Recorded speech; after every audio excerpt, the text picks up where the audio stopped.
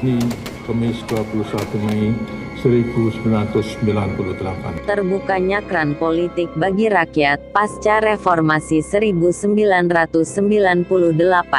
ternyata tidak serta-merta berimplikasi pada terpenuhinya kepentingan bersama. Untuk mengambil tindakan tegas. Dalam prakteknya, demokrasi kerap dibajak untuk mengokohkan oligarki dan kartel politik. Demokrasi ditunggangi untuk menyuburkan primordialisme, kegaduhan politik, dan politik uang. Ironisnya lagi, rakyat dijadikan objek mainan politik demi memenuhi hasrat para kontestan politik. Cengkeraman oligarki menyandera transisi demokrasi. Sistem pemilihan langsung hanya sekedar menjadi sumber legitimasi, dan suara rakyat berubah sebagai daulat oligarki. Realitas politik tersebut tentu saja sangat meresahkan. Bias dan penyalahgunaan suara rakyat menafikan logika dasar demokrasi, yang meniscayakan suara elit politik sama sebangun dengan kehendak rakyat. Rakyat dicederai oleh pengingkaran elit atas aspirasi yang mereka suarakan. Rakyat tersakiti saat kebijakan maupun undang-undang yang ditentang dan merugikan mereka, diklaim atas nama rakyat. Keresahan atas kondisi ironis tersebut membangkitkan kesadaran kritis dan menumbuhkan semangat perlawanan. Dan mencapai puncaknya pada 1 dekade kemudian. Menyusul revolusi teknologi yang menghadirkan era digital, media sosial, dan media online. Era digital dan lahirnya media sosial, menciptakan gelombang perubahan sosial yang melanda seluruh wilayah dunia, merata, masif dan serentak. Dan suka atau tidak, media sosial kemudian tidak bisa dipisahkan dari politik. Ia memiliki peran yang cukup signifikan, dan telah menjadi bagian dari aspirasi rakyat. Media sosial menjadi ruang rakyat menyampaikan keresahan, kritik dan saran untuk elit politik. Ruang yang bahkan bisa jadi lebih efektif dibanding demo massal jalanan. Kebebasan pers dan jurnalistik, menjadikan media sosial sebagai ladang untuk menampilkan informasi terbaru terkait isu perpolitikan, dan hal sejenis yang sedang ramai dibahas, dalam beragam forum resmi maupun tidak resmi. Kesadaran kritis rakyat, untuk mewujudkan praktek politik yang bermutu, meningkat. Semakin cerdas dan rasional, tidak lagi mudah dibohongi para cukong politik, dalam menyampaikan aspirasi, berpartisipasi, dan menentukan pilihan politik. Rakyat mengidam-idamkan siapapun sosok yang didaulat mewakili mereka, memiliki kepekaan dan kepedulian, penuh empati dan simpatik. Mendengar apa yang dikeluhkan rakyat, apa yang diinginkan rakyat, dan merancang konsep untuk kepentingan rakyat, bukan atas nama kepentingan kekuasaan. Sosok yang bottom up bukan top down. Rakyat bosan dengan gaya kepemimpinan yang cenderung kaku, formal, normatif dan artifisial. Rakyat membutuhkan pemimpin nasional yang apa adanya, sederhana, pemimpin yang merakyat. Dan saat itulah, Jokowi yang tampil apa adanya, luwes dan tidak berjarak dengan rakyat, mendapatkan momentum. Sosoknya dinilai cocok dengan kebutuhan zaman, memenuhi tuntutan publik dan keinginan rakyat. Kemunculannya selaras dengan keinginan generasi milenial, yang mengharapkan pemimpin nasional yang merakyat, apa adanya, inovatif, kreatif dan interaktif serta serba digital. Terpilihnya Jokowi pada Pilpres 2014, adalah kemenangan rakyat, sekaligus momentum bersejarah yang menyatukan segenap potensi kekuatan rakyat. Semua elemen bersatu, baik yang kiri, tengah dan kanan. Mulai petani dan nelayan di kampung sampai kelas menengah perkotaan bahu-membahu, merapatkan barisan mendukung Jokowi. Bahkan anak-anak muda yang sebelumnya apolitis, ikut bergerak secara sukarela. Gitupun saat ia terpilih kembali pada Pilpres 2019. Kemenangannya merupakan kemenangan suara rakyat, untuk terus melanjutkan keberhasilan kepemimpinan Jokowi di periode sebelumnya. Militansi, semangat dan dukungan untuk Indonesia yang lebih baik ke depan, merupakan energi yang cukup besar untuk menjadikan kemenangan Jokowi sebagai sebuah keniscayaan. Agar serius menjamin tercapainya tujuan program pembangunan. Bagi yang tidak serius, saya tidak akan memberi ampun. Pemilu 2019 juga telah menunjukkan capaian peradaban demokrasi Indonesia, sehingga pemilu berjalan demokratis dengan partisipasi rakyat yang gitu tinggi, lebih dari 80%. Jokowi konsisten berkomitmen mewujudkan pemerataan pembangunan di seluruh Indonesia.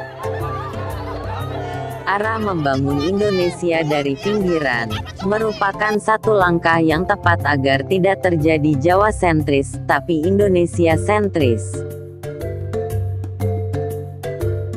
Pembangunan infrastruktur secara masif dan merata di seluruh pelosok tanah air, menjadi pondasi untuk kemajuan Indonesia di masa depan, sekaligus modal Indonesia untuk meningkat menjadi negara maju. Berdampak pada peningkatan perekonomian, pendidikan, kesehatan, pariwisata dan kesejahteraan rakyat.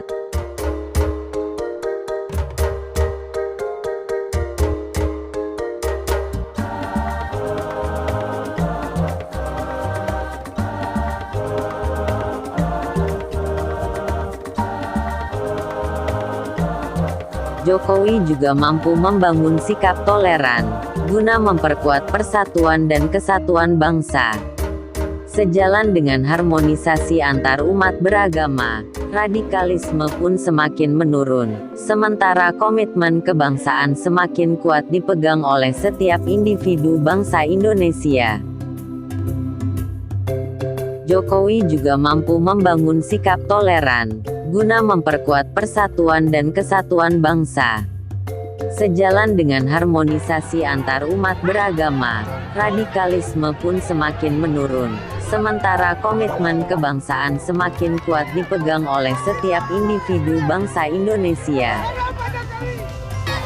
Jokowi mampu menjaga dan merawat keutuhan NKRI.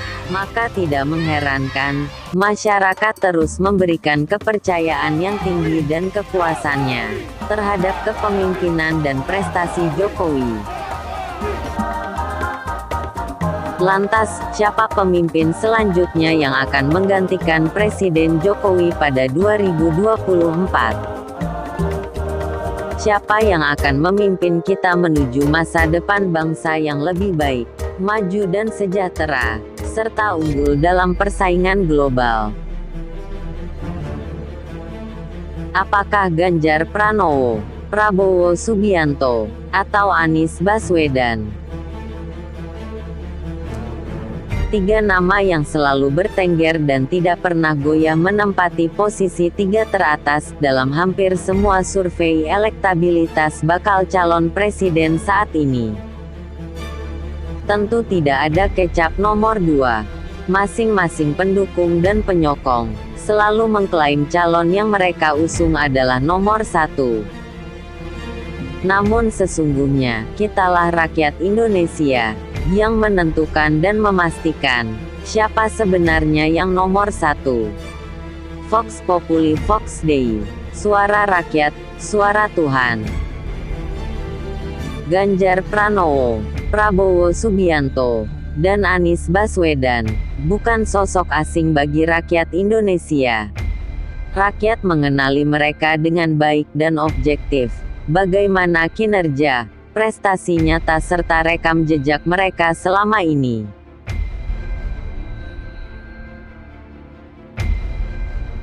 Bagaimana rekam jejak Ganjar selama 2 periode menjadi wakil rakyat di DPR, dan saat menjabat 2 periode Gubernur Jawa Tengah. Sebenarnya saya tidak terlalu punya otoritas tinggi. Tapi ketika terjadi sesuatu dan tidak ada pemimpin yang berani angkat tangan saya bertanggung jawab, maka saya bilang, saya bertanggung jawab. Dan saya harus datang untuk berdialog dengan mereka. Bagaimana rekam jejak Prabowo, yang sejak 2004 telah 3 kali mencalonkan diri menjadi presiden, dan saat menjabat menteri di periode akhir kabinet Jokowi.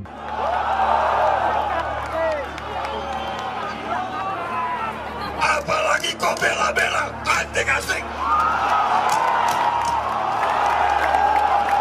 Bagaimana rekam jejak Anies selama 1,5 tahun menjadi menteri di periode pertama kabinet Jokowi, dan saat memenangkan Pilkada DKI 2017 dan menjabat Gubernur DKI selama 1 periode. Lalu kita semua pribumi ditindas dan dikalahkan. Kini telah merdeka, kini saatnya kita menjadi tuan rumah di negeri sendiri. Rakyat semakin cerdas dan rasional, sehingga memiliki pertimbangan matang dalam menentukan pilihan. Rakyat akan memilih pemimpin yang memiliki antena kuat, yang bisa menangkap sinyal dari seluruh rakyatnya, mendengar serta menyelami suara hati rakyatnya. Jadi, siapa dia? Dia adalah sosok yang mampu mengambil momentum dan sanggup mengatasi tantangan zaman.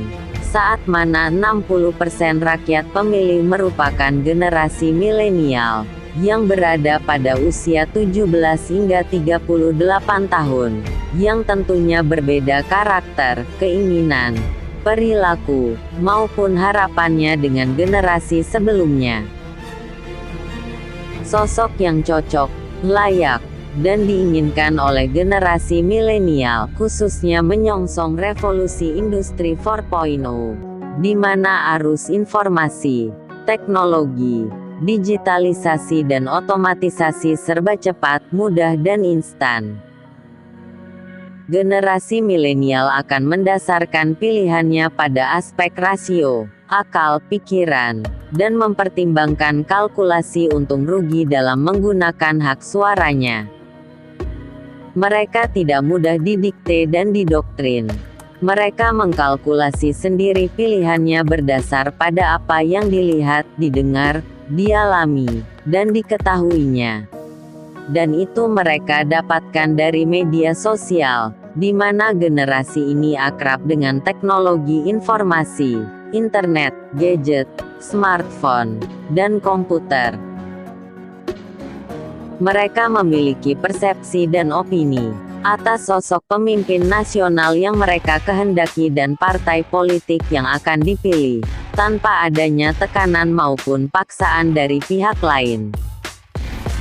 Pilihan politik, referensi politik, dan fanatisme politik tumbuh secara otomatis pada generasi milenial, sebagai akumulasi pemahaman yang mereka peroleh di media sosial dan berbagai platform digital. Mereka bukan pemilih yang emosional dan transaksional, memiliki kedaulatan sendiri, dalam menentukan kepemimpinan nasional di masa mendatang. Sekat-sekat suku, agama, ras dan golongan tidak mempengaruhi pilihan rasional dalam memilih kepemimpinan nasional. Isu-isu primordialisme tidak merintangi hak pilih mereka. Mereka resisten terhadap praktek kecurangan, praktek politik uang, dan pelanggaran yang menabrak nilai-nilai kebenaran.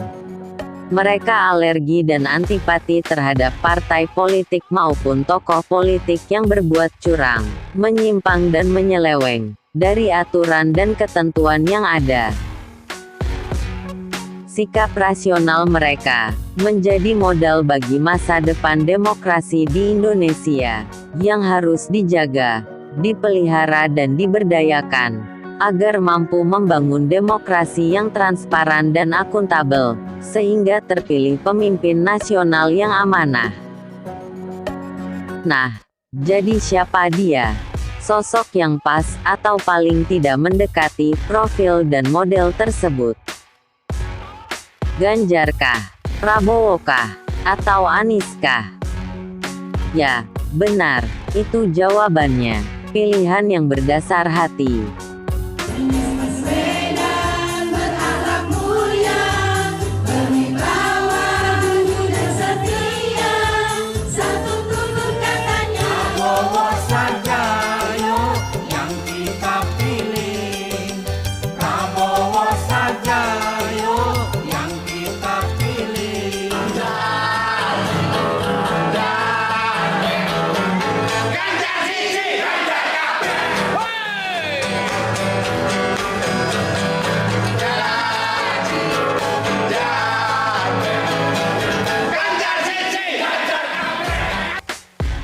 Sosok yang berasal dari rakyat, sekaligus merakyat.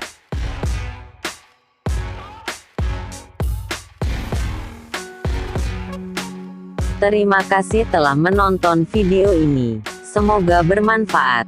Jangan lupa subscribe. Salam.